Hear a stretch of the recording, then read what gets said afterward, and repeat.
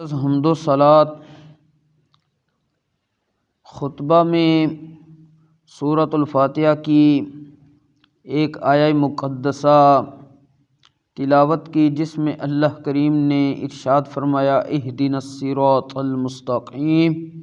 اے بندہ مومن، تو میری بارگاہ میں دعا کرتا رہ کہ یا اللہ ہم کو سیدھی راہ چلا۔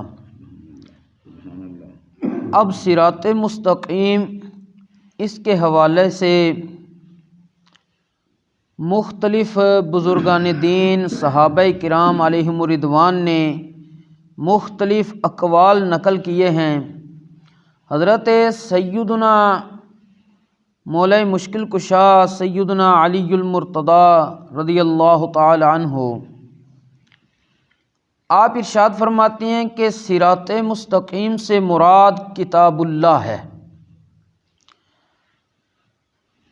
اور حضرت سیدنا عبداللہ ابن عباس اس امت کے سب سے بڑے مفسر قرآن ہیں، ان کو حبر الامہ بھی کہا جاتا ہے۔ نبی کریم علیہ السلام نے ان کو دعا بھی دی تھی، یا اللہ میرے اس چچا کے بیٹے حضرت عبداللہ کو دین میں سمجھ عطا فرما، اللہم فقہہ فی الدین۔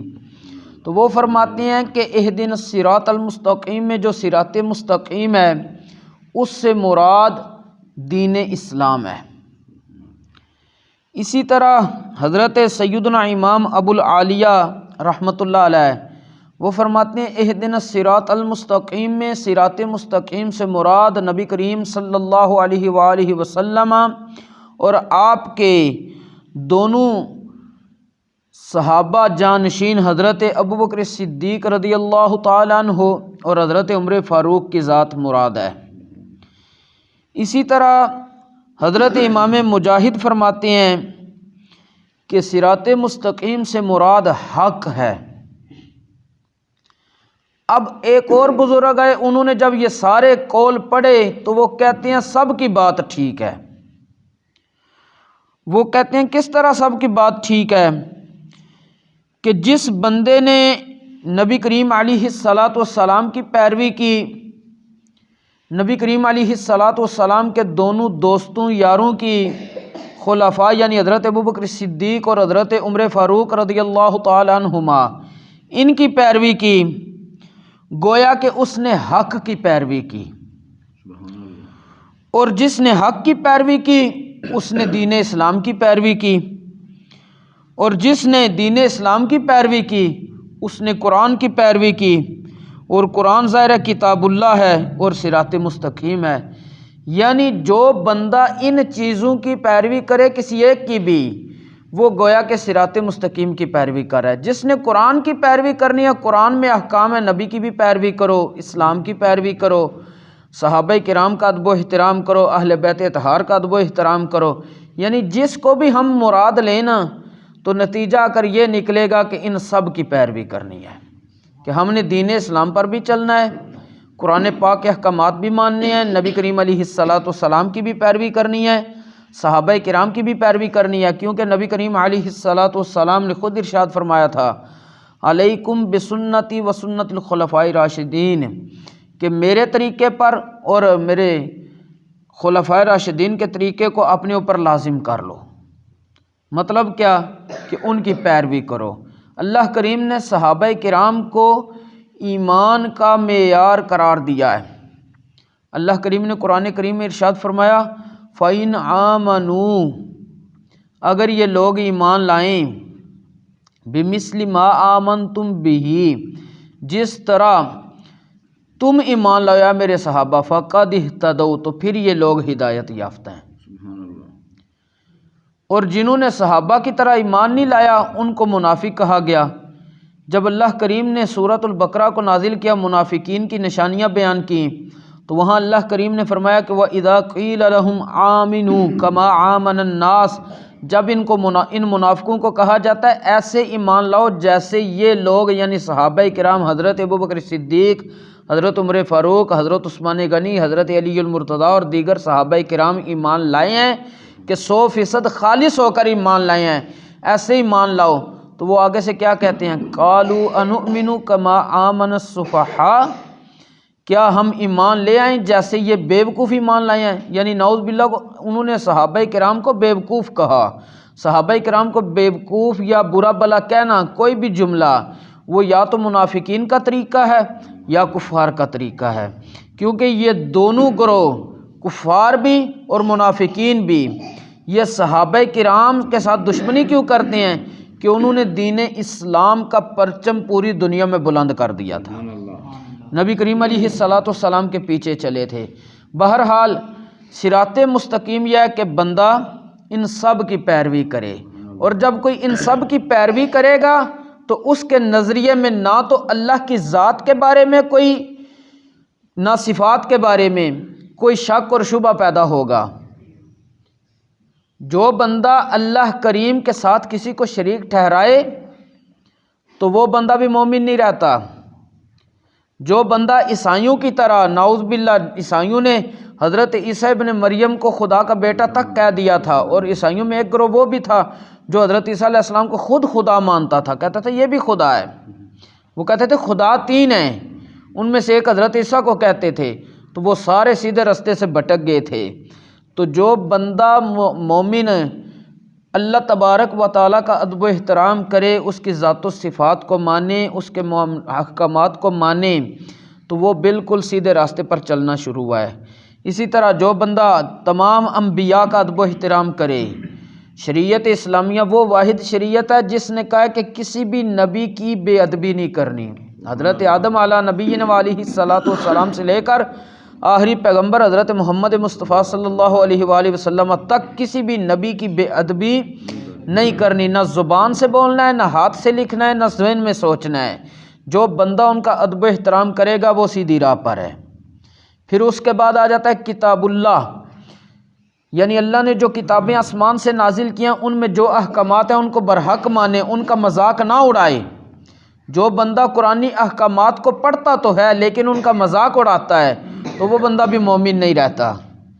اسی طرح صحابہ کرام، اہل بیت اطہار، ازواج مطہرات، یہ جو مقرب اللہ کی ہستیاں ہیں، نبی کریم علیہ الصلاۃ والسلام پر انہوں نے ظاہر ایمان لایا ہے، اس امت کے افضل ترین افراد ہیں۔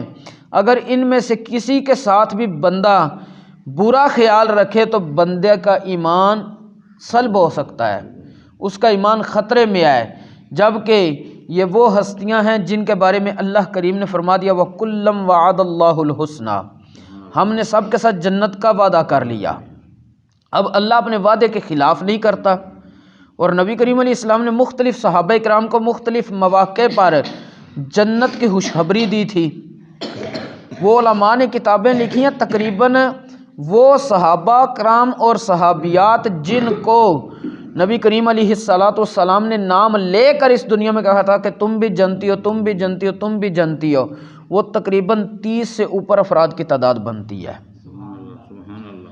تو جن کو اللہ رسول خود جنتی کہے، ان کے بارے میں اگر کوئی یہ نظریہ رکھے انہوں نے اس طرح کیا، اس طرح کیا، تو وہ بندہ اپنے ایمان کی فکر کرے، کیونکہ نبی کریم علیہ الصلاۃ والسلام نے ارشاد فرمایا تھا وَإِذَا ذُكِرَ أَصْحَابِي فَأَمْسِكُوا، جب میرے صحابہ کا ذکر کرو تو اپنی زبانوں کو روک کر رکھا کرو، یعنی ان کو اس طرح بے لگام نہ کر دو جو جی میں آیا بولتے رہے، جو جی میں آیا بولتے رہے۔ تو مختصر بات یہ ہے کہ نظریہ اسی کا درست ہے جس نے ان سب کا ادب و احترام کیا، جس نے کسی بھی صحابی، نبی کریم علیہ السلام کے ازواج میں سے کسی زوجہ مبارکہ، نبی کریم علیہ السلام کی اولاد پاک، آل پاک، اہل بیت اطہار میں سے کسی کی بھی شان میں بے ادبی کی، وہ بندہ سیدھے راستے سے ہٹ گیا ہے۔ اب ہر بندے کو پتہ ہے کہ فلاں بندہ اس طرح کرتا ہے۔ کچھ لوگ وہ ہیں جو صحابہ کرام کو برا بلا کہتے ہیں، حضرت ابوبکر صدیق کو برا بلا کہتے ہیں، حضرت ام المومنین عائشہ صدیقہ رضی اللہ تعالیٰ عنہا کو برا بلا کہتے ہیں۔ کچھ لوگ وہ ہیں جو حضرت علی سے دشمنی رکھتے ہیں۔ تو یہ سارے لوگ سیدھے راستے سے بھٹک گئے ہیں۔ درست اور سیدھے راستے پر صرف وہی ہے جس نے ان سب کا ادب و احترام کیا اور ان کی پیروی کی۔ اور آگے حضرت امام فخر الدین رازی رحمۃ اللہ تعالیٰ علیہ خود فرمایا کرتے تھے کہ اللہ کریم نے جن لوگوں پر انعام کیا ہے ان میں کیا آتا ہے فَأُولَٰئِكَ مَعَ الَّذِينَ أَنْعَمَ اللَّهُ عَلَيْهِم مِّنَ النَّبِيِّينَ وَالصِّدِّيقِينَ وَالشُّهَدَاءِ وَالصَّالِحِينَ، اب اس میں بندہ غور کرے، تمام صحابہ جو ہے وہ آ جاتے ہیں صالحین میں، پھر کچھ شہداء ہیں صحابہ کرام میں، پھر کچھ کو صدیقیت کا مرتبہ ملا جیسے حضرت ابوبکر صدیق رضی اللہ تعالیٰ عنہ کو۔ اب امام فخر الدین رازی فرماتے ہیں کہ صدیقین کا سردار حضرت ابوبکر صدیق ہے اس امت میں۔ وہ فرماتے ہیں کہ جب حضرت ابوبکر صدیق رضی اللہ تعالیٰ عنہ صدیقین کے سردار ہیں تو پھر ہمیں یہ اس آیت سے پتہ چلتا ہے کہ اللہ نے ہمیں حکم دیا ہے کہ جب تم نے ہدایت طلب کرنی ہے تو ہدایت تمہیں تبھی مل سکتی ہے جب تم حضرت ابوبکر صدیق کے راستے پر چلو گے۔ تو راستے پر وہی چل سکتا ہے جس نے ان کا ادب و احترام کیا ہے۔ تو وہ ایک ہی جماعت ہے جو سب کا ادب و احترام کرتی ہے، جس کو اہل سنت و جماعت کہا جاتا ہے، کہ وہ صحابہ کا بھی ادب کرتی ہے، اہل بیت اطہار کا بھی ادب کرتی ہے، اللہ کے مقرب بندو اولیاء کا بھی ادب کرتی ہے، اس کے علاوہ انبیاء کا، اللہ کی ذات کا، سب کا ادب اس کے اندر اللہ کریم نے اپنی توفیق اور عطا سے بطور انعام بھر دیا ہے۔ اب اگر کوئی بندہ کہے کہ میں اس سے ہٹ کر کسی طرف جاؤں گا، یا تو وہ کسی ایسی جماعت سے ملے گا جو صحابہ کی دشمن ہوگی، یا کسی ایسی سے ملے گا جو اہل بیت اطہار کی دشمن ہوگی، یا کسی ایسے سے مل جائے گا جو خدا کی ذات کے ہی منکر ہوں گے جیسے دہریہ ہیں، تو بندہ بالکل راستے سے بھٹک گیا۔ تو اللہ نے تو فرمایا کہ تم نے سیدھے راستے پر رہنا ہے، اور سیدھے راستے پر بندہ تبھی رہ سکتا ہے جب ان کے ساتھ اس کی سنگت مجلس ہو جو خود سیدھے راستے پر ہوں۔ اب اگر کوئی نیک بننا چاہتا ہے معاشرے میں تو اس کو نیکوں کی سنگت اختیار کرنی پڑتی ہے، اگر کوئی برائیوں کی طرف جاتا ہے تو اس کی سنگت انہی لوگوں کے ساتھ ہوتی ہے جو برائیوں کی طرف جاتے ہیں۔ اللہ کریم ہمیں صراط مستقیم پر ثابت قدم رکھے۔ اب صراط مستقیم کے لیے دعا کرتے رہنا ہے، اس کے حوالے سے انشاءاللہ کل ذکر کیا جائے گا کہ دعا کس زبان سے رب قبول کرتا ہے۔